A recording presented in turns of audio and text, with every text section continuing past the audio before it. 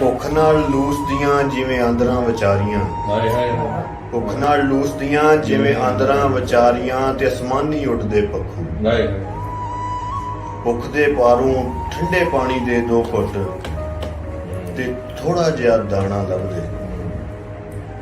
ਅਸਮਾਨੀ ਉੱਡਦੇ ਪੱਖੂ ਭੁੱਖ ਦੇ ਪਾਰੋਂ ਠੰਡੇ ਪਾਣੀ ਦੇ 2 ਘੁੱਟ, ਤੇ ਥੋੜਾ ਜਿਹਾ ਦਾਣਾ ਲੱਭਦੇ।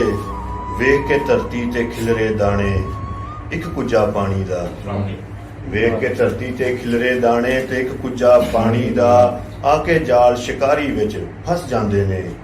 ਉਂਜੀ ਮੈਂ ਵੀ ਮੁਹੱਬਤ ਦੀ ਆਸ ਲੈ ਕੇ ਸਫ਼ਰ ਕੀਤੀ ਜਾਣਾ। ਵਾਹ ਵਾਹ ਵਾਹ ਸ਼ਾਇਦ ਕਿਧਰੇ ਕਿਸੇ ਸੋਹਣੇ ਮਨਮੋਹਣੇ ਨੇ ਵਿਛਾਇਆ ਹੋਵੇ ਕਿਧਰੇ ਜਾਲ ਮੁਹੱਬਤ ਦਾ। ਕੀ ਬਾਤ ਹੈ।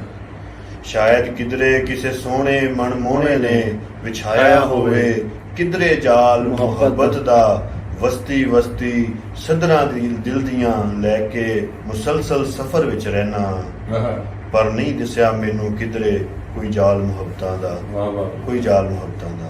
वाह क्या बात है, वाह वाह वाह।